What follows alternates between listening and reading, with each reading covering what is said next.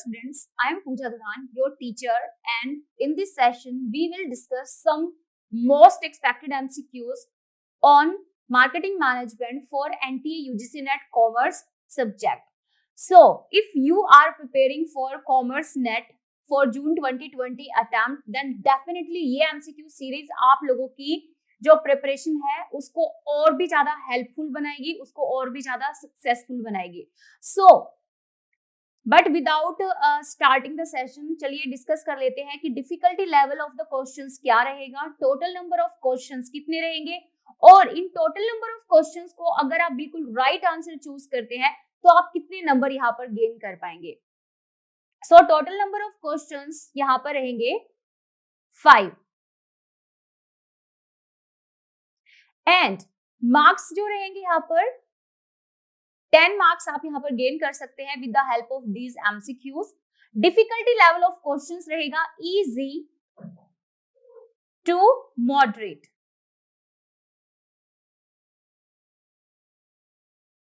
Okay, and मैंने आप लोगों को एचआरएम एंड बिजनेस मैनेजमेंट के एमसीक्यूज के अंदर भी बताया था, एक यहाँ पर ना आप प्रोसेस कर सकते हैं कि जब मैं स्टेटमेंट्स को with their options read out कर रही होंगी उसी टाइम के बीच में आप लोगों को राइट आंसर चूज करना है. इससे क्या होगा गाइस, इससे आप स्पीडली एमसीक्यूज को सॉल्व करना भी सीख जाएंगे.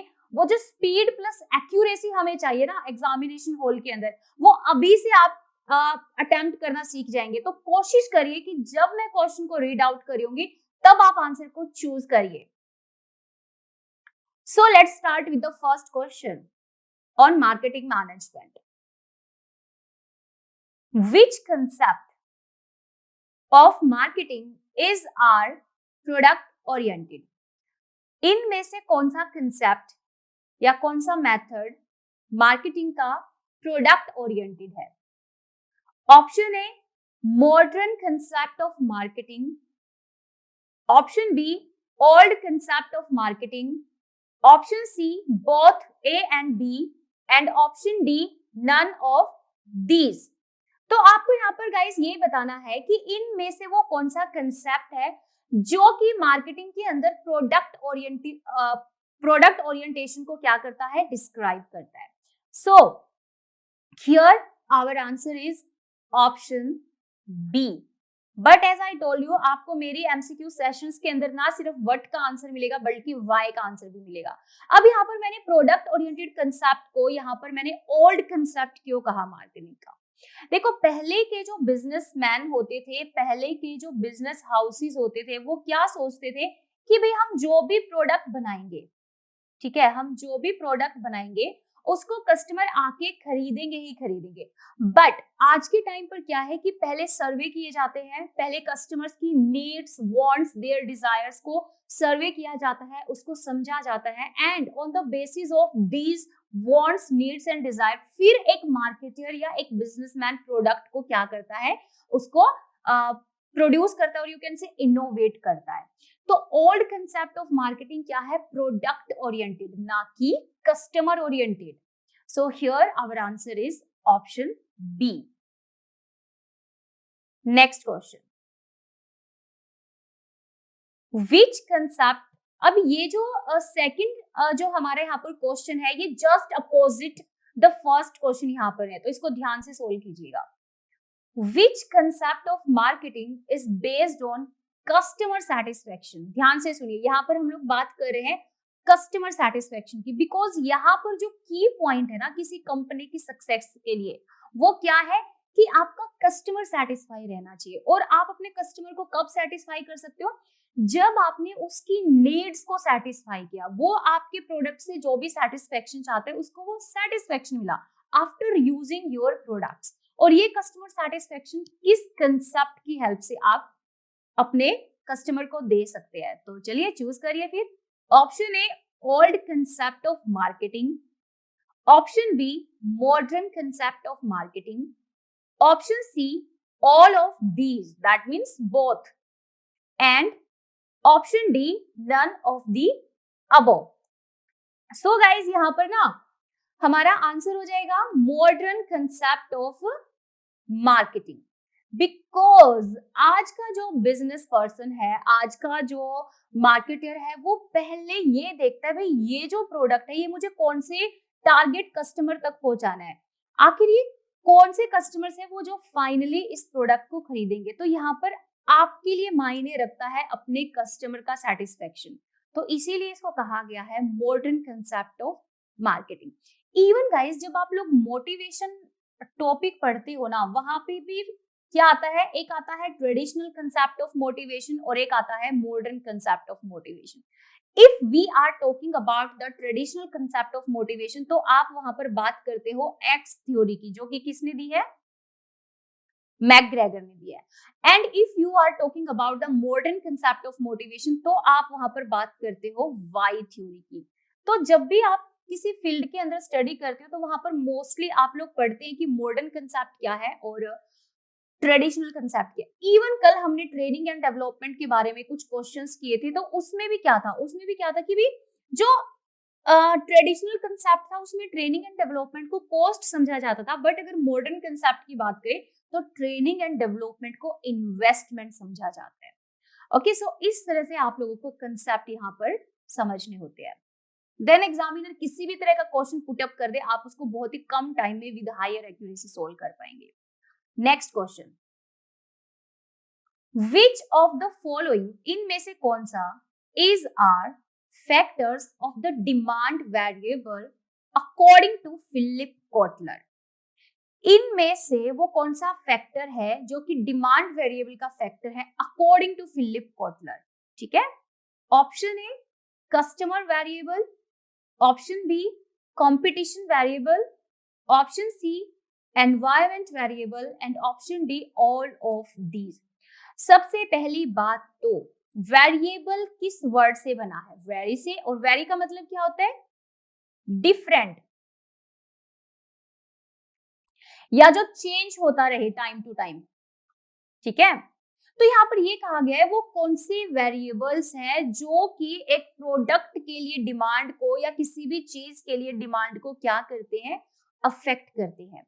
तो यहाँ पर कस्टमर वेरिएबल भी है, कंपटीशन वेरिएबल भी है एंड इवन एनवायरमेंट वेरिएबल भी। अब ये कैसे, देखो कस्टमर्स की जो नीड्स, वांट्स, डिजायर होती है वो टाइम टू टाइम चेंज होती रहती है, वो वेरी करती रहती है। आपने आज एक प्रोडक्ट लॉन्च किया, आपने अच्छा खासा सर्वे किया था, लेकिन स्टिल वो प्रोडक्ट मार्केट के अंदर फेल हो गया, दैट मीन्स हो सकता है इतने ही टाइम में कस्टमर्स की नीड्स एंड वांट्स में चेंजेस आ गए। उसके बाद है कंपटीशन वेरिएबल है, आपका कॉम्पिटिटर क्या स्ट्रेटेजीज, क्या प्लानिंग, क्या पॉलिसीज अपना रहा है, वो अनकंट्रोलेबल है, आप उसको कंट्रोल नहीं कर सकते। जैसे आप कस्टमर्स की नीड्स और उनकी चॉइसेस को आप कंट्रोल नहीं कर सकते। उसके बाद एनवायरमेंट के अंदर न्यू एंट्रेंट्स, ध्यान से सुनना इस वर्ड को, न्यू एंट्रेंट्स का मतलब होता है नई नई फर्म्स, नए नए स्टार्टअप्स बिजनेस वर्ल्ड के अंदर एंटर होते रहते हैं, तो उससे कंपटीशन इंक्रीज हो जाता है और एनवायरमेंट के अंदर नए नए मेथड्स, नई नई टेक्नोलॉजी आती रहती है जिनके अकॉर्डिंग आपको फिर अपना प्रोडक्ट डिजाइन करना पड़ता है। सो ये तीनों ही फैक्टर्स यहाँ पर जो है ये अनकंट्रोलेबल फैक्टर है, जिसको एक बिजनेसमैन जो है या एक बिजनेस पर्सन जो है इनको कंट्रोल नहीं कर सकता, इसीलिए इनको कहा गया है demand variable according to Philip Kotler. Even यहाँ पर आप लोगों को एक और एक्स्ट्रा इंफॉर्मेशन देती हूँ गाइस, फिलिप कोटलर ने एक और कंसेप्ट दिया है 3 प्रोडक्ट लेयर का। उसमें उन्होंने ये कहा है कि किसी भी प्रोडक्ट की 3 लेयर्स होती हैं। फर्स्ट लेयर होती है core product, second is symbolic product and third is augmented product. ठीक है, तो इस तरह से आप लोग ये डिफरेंट मैनेजमेंट थिंकर्स जो होते हैं, इन्होंने जितने भी कॉन्ट्रीब्यूशंस दिए हैं प्लीज उनको पढ़िए कि उन्होंने आखिर क्या क्या कॉन्ट्रीब्यूशन दिए, ना कि वही रट्टाफिकेशन मारिए जो आप लोग 11th से पढ़ते आ रहे हैं। नए नए कंसेप्ट पढ़िए इनके बारे में, क्योंकि उनमें से बहुत अच्छे क्वेश्चंस पुट अप हो सकते हैं। नेक्स्ट क्वेश्चन, अगर आप सब डिवीजन कर देते हो एक मार्केट को तो वो क्या कहलाता है, is called as, option A only segmentation, option B decision of market, option C allocation of marketing and option D market segmentation. जब आप एक मार्केट को, फॉर एग्जांपल गाइस, आप कभी भी किसी मॉल के अंदर गए, वहां पर आप किसी शोरूम के अंदर आपने एंटर किया, ठीक है, for example it's a showroom इसके अंदर कहीं पर आपको एथनिक वियर्स दिखेंगे, कहीं पर आपको वेस्टर्न वियर दिखेंगे, कहीं पर आपको चिल्ड्रन के क्लॉथ्स दिखेंगे और कहीं पर आपको प्रोफेशनल क्लोथ्स दिखेंगे। तो और वो एक ही कंपनी के द्वारा बनाए हुए होंगे। तो कंपनी ने क्या किया, अपने डिफरेंट कस्टमर्स को ध्यान में रखकर उसने अपने क्लोथिंग आइटम्स को क्या कर दिया, सेगमेंट कर दिया। तो ये कहलाते गाइस मार्केट सेगमेंटेशन, ना कि आप एक फिजिकल मार्केट को सेगमेंट कर देते हो कि भाई सिटी के इस कॉर्नर में यहाँ पर बच्चों के कपड़े मिलेंगे, सिटी की लेफ्ट कॉर्नर में वहां पर प्रोफेशनल्स कपड़े मिलेंगे। नहीं, एक कंपनी अपने प्रोडक्ट्स को सेगमेंट कर देती है इनटू डिफरेंट कैटेगरी और वही कहलाता है मार्केट सेगमेंटेशन। ये आप लोग उस कंसेप्ट के अंदर भी पढ़ेंगे कि कौन कौन से फैक्टर्स के बेस पर एक कंपनी अपने प्रोडक्ट को मार्केट सेगमेंटेशन कर सकती है। तो बार बार एक ही वर्ड में बोले जा रही हूँ और वही हमारा आंसर है, option D is the right answer.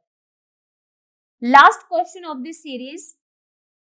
The concept of marketing mix involves a deliberate and careful choice of organization, products, price, promotion and place strategies and blank. देखो यहाँ पर आपसे ये क्वेश्चन पूछा है मैंने कि जो मार्केटिंग मिक्स का कंसेप्ट होता है जिसमें टोटल कितने आते हैं, 4 पीस, और 4 पीस के नाम भी लिखे गए यहाँ पर, product, price, promotion and place. तो यहाँ पर ये पूछा गया है कि मार्केटिंग मिक्स जो कंसेप्ट है उसके अंदर इन चारों पीस से रिलेटेड बहुत ही ज्यादा डेलिब्रेट और केयरफुल चॉइस की जाती है कि भाई आपको कैसा प्रोडक्ट लॉन्च करना है, उसके लिए प्रमोशनल टेक्नोलॉजीज आप क्या यूज करोगे, आप सेल्स प्रमोशन करोगे, आप पर्सनल सेलिंग करोगे, आप एडवर्टाइजमेंट करोगे, आप पब्लिक रिलेशंस अच्छे करोगे, फिर आपने जो ये प्रोडक्ट बनाया है आप इसको कौन सी टारगेट मार्केट के अंदर लॉन्च करोगे, मींस वो कौन सा प्लेस होगा जहां पर आप इस प्रोडक्ट को फाइनली पोजीशन करोगे, मतलब बेचना शुरू करोगे। और उसके बाद फिर प्राइस, ठीक है, मतलब ये जो आपने प्रोडक्ट बनाया है इसके लिए आप प्राइस क्या सेट करोगे, आप skimming the cream pricing policy को यूज करोगे या आप पेनिट्रेटिंग प्राइसिंग पॉलिसी को यूज करोगे, आपका प्राइसिंग ऑब्जेक्टिव क्या है, कैश जनरेट करना या फिर मार्केट शेयर कैप्चर करना। सो ये सारे जो चॉइसेस होते हैं ये बहुत ही डेलिब्रेट का मतलब होता है बहुत ही गहन अध्ययन के बाद, एनालिसिस के बाद इन चारों के बारे में डिसीजन लिया जाता है। तो आपको ये बताना है कि इन चारों से रिलेटेड फिर क्या किया जाता है, strategies and blank. Option A policies, option B concept, option C planning and option D all of this. आप में से कुछ स्टूडेंट आई थिंक हो सकता है कि डी ऑप्शन चूज करे, but here our answer is option A guys, policies. तो इन चारों पीस से रिलेटेड आप डिफरेंट स्ट्रेटेजीज बनाते हैं एंड पॉलिसीज बनाते हैं ताकि इन चारों को आप अच्छे से एग्जीक्यूट करके उस प्रोडक्ट को बहुत ही सक्सेसफुली मार्केट के अंदर पोजीशन कर पाए। सो ये थे आज के हमारे एमसीक्यूज। आई होप ये आप लोगों की एग्जाम प्रिपरेशन के अंदर हेल्प करेंगे। तो लेवल ऑफ क्वेश्चंस जो था वो था इजी टू मॉडरेट। कंसेप्ट यहाँ पर हमने यूज किया प्रोडक्ट ओरिएंटेड, कस्टमर ओरिएंटेड, जहां पर हमने बात की थी कस्टमर सेटिस्फेक्शन की, एंड जहां पर हमने बात की थी प्रोडक्ट ओरिएंटेशन की। उसके बाद यूजफुल टिप यहाँ पर क्या है गाइस, जब भी आप कोई कंसेप्ट करते हो, जब भी आपने कोई कंसेप्ट किया उसमें से 4 to 5 एमसीक्यूज जरूर सॉल्व करिए। ऐसा मत करिए कि आप सिर्फ कंसेप्ट्स पढ़ते जा रहे हैं और उन पर बेस्ड एमसीक्यूज नहीं करें। आपने कंसेप्ट किया फिर बुक को बंद करिए और फिर खुद से आप एमसीक्यूज पूछिए। तो इस तरह से आप लोग अपनी एग्जाम प्रिपरेशन को और भी बेटर वे में कर सकते हैं। सो ये थे आज के एमसीक्यूज। तो ऐसे ही आप लोग इन एमसीक्यूज को सोल्व करते रहिए और अपनी एग्जाम प्रिपरेशन को और भी बेस्ट तरीके से करिए। तो मिलते हैं नेक्स्ट एमसीक्यू सीरीज के अंदर guys. Till then have a great time and have a great life.